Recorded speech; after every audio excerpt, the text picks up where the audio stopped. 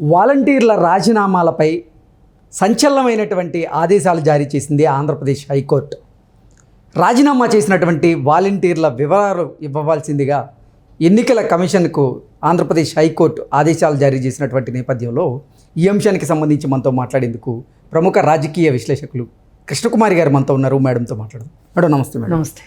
Madam, రాజీనామా చేసినటువంటి వాలంటీర్ల వివరాలు ఇవ్వాల్సిందిగా ఎన్నికల సంఘానికి ఆంధ్రప్రదేశ్ హైకోర్టు ఆదేశాలు జారీ చేసింది. ఈ నేపథ్యంలో అసలు ఏం జరగబోతోంది? వాలంటీర్ల రాజీనామాలను ఎన్నికలు అయ్యే వరకు ఆమోదించవద్దంటూ ఒక పిటిషన్ దాఖలైనటువంటి నేపథ్యంలో రేపు తీర్పు వచ్చే అవకాశం ఉంది కాబట్టి ఎటువంటి తీర్పు రాబోతోంది అంటే ఏం చెప్తారు మేడం? అసలు మళ్ళొక్కసారి మనం అసలు వాలంటీర్ వ్యవస్థ గురించి మాట్లాడుకోవాలండి క్లుప్తంగా. ఏంటి అంటే అసలు వాలంటీర్ వ్యవస్థ ఎందుకు ఏర్పాటు చేశాడు జగన్మోహన్ రెడ్డి? ఈ ఏర్పాటు చేసిన లక్ష్యాల ప్రకారం, అంటే తను అనుకున్న లక్ష్యాల ప్రకారం వాలంటీర్లు పనిచేశారా లేదా? దీనివల్ల ప్రభుత్వానికి ఏంటి నష్టం, జగన్మోహన్ రెడ్డికి ఏంటి లాభం, ప్రజలకున్న సౌకర్యం ఏంటి, ఇవన్నీ కూడా మనం మాట్లాడుకోవాలి. అసలు ఈ వ్యవస్థను ఏర్పాటు చేసిందే జగన్మోహన్ రెడ్డి ఒక ప్రైవేటు బాకా సంస్థలాగా. అంటే సార్ మీకు ఇది ఇస్తున్నారు తెలుసా, సార్ మీకోసం ఇంత చేస్తున్నారు తెలుసా, అసలు మీకోసమే ఊపిరి పీలుస్తున్నారు తెలుసా అన్నట్లు ఈ వాలంటీర్లు ఆ ప్రజలతోటి, అంటే 50 కుటుంబాలకు ఒక వాలంటీర్ కాబట్టి ప్రతి 2 రోజులకి 3 రోజులకి వెళ్ళి అయినా సరే కలవగలిగినంత సమయం వాళ్ళకు ఉంటుంది కాబట్టి వాళ్ళకిచ్చే 5,000 రూపాయలతోటి, లేదంటే 6,000, ఏదో చివరిలో కొంచెం 7,000 దాకా అయిందో ఏదో అంటున్నారు, ఈ మాత్రం డబ్బులు ఇచ్చి వాళ్ళతో అంత మాత్రం పని చేయించుకుందామని జగన్మోహన్ రెడ్డి ఆ వ్యవస్థను పెట్టాడు. పెట్టి ఏం చెప్పాడు అంటే, నాకు వీళ్ళు నిఘా సంస్థలుగా పనిచేస్తారని కానీ, గూఢచారులాగా పనిచేస్తారని కానీ, వేగులు వాళ్ళలాగా పనిచేస్తారని కానీ చెప్పుకోడు కదా.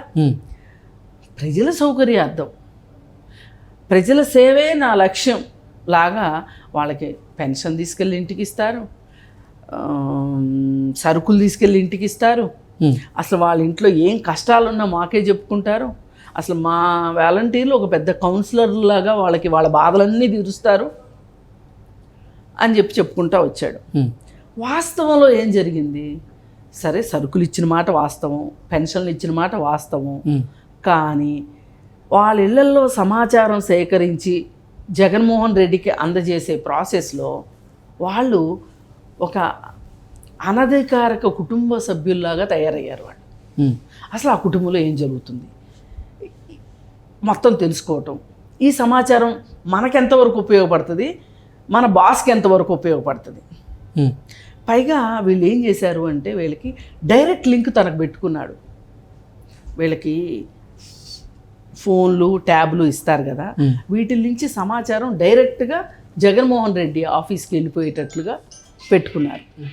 దీనివల్ల ఏం జరుగుతుంది అంటే, లోకల్గా ఉన్న నాయకులు ఎవరైతే ఉంటారో వాళ్ళకు కానీ, ఎమ్మెల్యేలకు కానీ, ఎంపీలకు కానీ, వీళ్ళకి ఎవరికి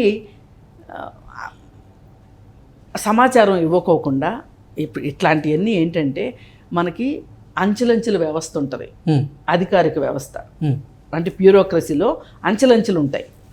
ఈ మామూలు ప్రకారం ఏంటి అంటే, ఒక్క పోస్టును కూడా బైపాస్ చేసి ఏ పేపర్ పైకి వెళ్ళటానికి లేదు, కింద నుంచి పైకి వెళ్ళవలసిందే. కానీ ఇక్కడ ఏం చేశాడు జగన్మోహన్ రెడ్డి, తనకే పెట్టుకున్నాడు లింకు. వీళ్ళేంటి, మాకేంటి అసలు మా పోస్ట్ మామూలు పోస్టా, మాకు డైరెక్ట్గా స్వర్గానికి వెళ్ళిపోయినట్టు టికెట్ కొనుక్కొని జగన్మోహన్ రెడ్డి గారితో మాకు డైరెక్ట్ ఏదైనా డౌట్ వస్తే ఆయన డైరెక్ట్గా మాట్లాడటం, ఇవన్నీ చేసేసరికి వీళ్ళు ఉన్నది లేనిది ఆ ఇళ్లలో ఉన్న సమాచారం ప్రకారం ఎవరి దగ్గర డబ్బులు ఉన్నాయి, ఎవరైనా ముసలమ్మలు ఉన్నారు అంటే ఆ ముసలమ్మల్ని చంపేదాకా వెళ్ళారు, చంపి నగలు తీసుకెళ్లారు, డబ్బులు తీసుకెళ్లారు కొంతమంది. అట్లాగే కొంతమంది ఆడపిల్లలకి కానీ కాలేజ్కి వెళ్ళే ఆడపిల్లలకి వాళ్ళకి ఏమన్నా లవ్ అఫైర్లు ఉన్నాయా, అలాగే ఆడవాళ్ళకి కానీ మగవాళ్ళకి కానీ ఏమైనా వివాహేతర సంబంధాలు ఉంటే వాటిని పట్టుకుని బ్లాక్మెయిల్ చేయడానికి కానీ ప్రతిదానికి ఒక అవకాశం ఇచ్చినట్టయింది వాలంటీర్ వ్యవస్థ. ఎందుకంటే ఇదివరకు ఎంప్లాయీస్ ఇంటికి వచ్చే ఇది ఉండేది కాదు, ప్రజలే ఆఫీసులకు వెళ్ళేవాళ్ళు. ఇప్పుడు ఆ ఉద్యోగస్తులు ఇంటికి వస్తున్నారు అంటే ఒకసారి కాదు, 2 సార్లు కాదు, 3 సార్లు కాదు, వాళ్ళు వచ్చారు అనుకోండి, ఒక రకమైన ఎఫెక్షన్ పెరుగుతుంది, ఒక రకమైన బంధం ఏర్పడుతుంది, ఒక రకమైన అట్రాక్షన్ కూడా వస్తుంది. దాన్ని మంచి పిల్లలు ఉన్నారు వాళ్ళల్లో కూడా, పాపం మనం అందరినీ అనకూడదు, కానీ కొంతమంది దీన్ని సొమ్ము చేసుకోవాలనుకునే వాళ్ళు సొమ్ము చేసుకున్నారు. ఇలా ఉపయోగపడింది ఈ వ్యవస్థ. ఈ వ్యవస్థ ఇలా, కానీ వీళ్ళిద్దరికి జీతాలు ఇచ్చింది ఎవరు? ప్రభుత్వం. ఉపయోగపడింది ఎవరికి? జగన్మోహన్ రెడ్డికి. సరే, ఇలా ఉంది కదా, వీళ్ళ మీద ఎన్నో ఆరోపణలు వచ్చినాయి. ఎప్పుడు తొణకలేదు బెనకలేదు జగన్మోహన్ రెడ్డి. సాక్షాత్తు తన పార్టీలో కూడా కొంత అసహనం వచ్చింది. వాళ్ళెవరూ మా మాట వినట్లేదు, డైరెక్ట్గా నీతోనే మాట్లాడుకుంటున్నారు అనే దాని విషయంలో కూడా ఫిర్యాదులు వెళ్ళినాయి. అయినా జగన్మోహన్ రెడ్డి చెల్లించలా. సరే, ఇప్పుడు ఎలక్షన్లు వచ్చినాయి. ఎలక్షన్లు వస్తే వీళ్ళు ఇంతకుముందు ఎమ్మెల్సీ ఎలక్షన్లు జరగనివ్వండి, జెడ్పీటీసీ ఎలక్షన్లు జరగనివ్వండి, ఏ ఎలక్షన్లు జరిగినా కానీ, పంచాయతీ ఎలక్షన్లు జరిగినా కానీ వీళ్ళ పాత్ర వైసీపీ పార్టీ కార్యకర్తల్లాగా వీళ్ళు పాత్ర పోషించారు. పోషించితే ఇది అధికార దుర్వినియోగము అని చెప్పి చాలామంది కంప్లైంట్ చేయటం జరిగింది. కాకపోతే అసలు ఏ కంప్లైంట్ని తీసుకోలేదు, మొత్తం పెడచెవని పెట్టేశారు. ఇది ఇంతవరకు జరిగిన, ఈ ఎలక్షన్లు వచ్చే వరకు జరిగిన చరిత్ర.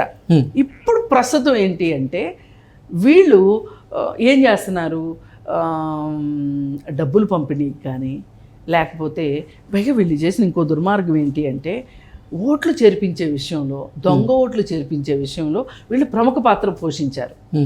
ఏ ఇంట్లో పిల్లోడు ఉన్నాడు లేడు, ఏ ఇంట్లో అమ్మాయి ఉంది లేదు, ఏదైనా ఉద్యోగార్థం వేరే ఊరు వెళ్ళారనుకోండి, వాళ్ళ పల్స్ ఏంటి, వీళ్ళు అసలు మన పార్టీకి ఓటేసేవాళ్ళ కాదా అనేది అర్థం చేసుకుని వాళ్ళ ఓట్లు పీకించేయటం, మళ్ళీ పక్క నియోజకవర్గం వాళ్ళ ఓట్లు తీసుకొచ్చి చేర్పించటం విషయంలో ఈ వాలంటీర్లు చాలా ప్రముఖ పాత్ర పోషించారు.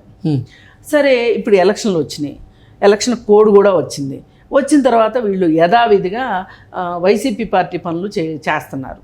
చేస్తుంటే వాళ్ళకి ఫిర్యాదులు వెళ్ళినాయి ఎవరికి? ఎలక్షన్ కమిషన్కి. అప్పుడు ఎలక్షన్ కమిషన్ ఏముందంటే, మీరెవరు కూడా ఇళ్ళకి వెళ్ళటానికి వీల్లేదు, వాళ్ళందరికీ పెన్షన్లు ఇవ్వటానికి వీల్లేదు, ఏదున్నా వాళ్ళ ఆఫీసులకు వచ్చి తీసుకుంటారు అని. అయితే ఈ పెన్షన్లు తీసుకునే వాళ్ళల్లో బాగా ముసలి వాళ్ళు ఉన్నారు కొంతమంది. అదే సందర్భంలో కొంచెం ఎండలు కూడా ఎక్కువగా ఉన్నాయి, డబ్బులు లేవు అక్కడ. వీళ్ళు వెళ్తే ఇవ్వటానికి కూడా డబ్బులు లేవు. ఎవరు? పెద్దవాళ్ళు వెళ్తే. వీళ్ళు ఆఫీసుల దగ్గరికి వెళ్ళి ఈవీఎంలు చెడిపోతే ఎట్లా అయితే ఓటర్లు రాత్రి 12 దాకా ఉన్నారో వీళ్ళు కూడా సాయంత్రం దాకా అక్కడే ఉన్నారు. ఈ తిండి తిప్పలు లేని దేని మీద కావచ్చు, లేకపోతే ఇంకోటి కావచ్చు, వాళ్ళు కొంతమంది చచ్చిపోయారు.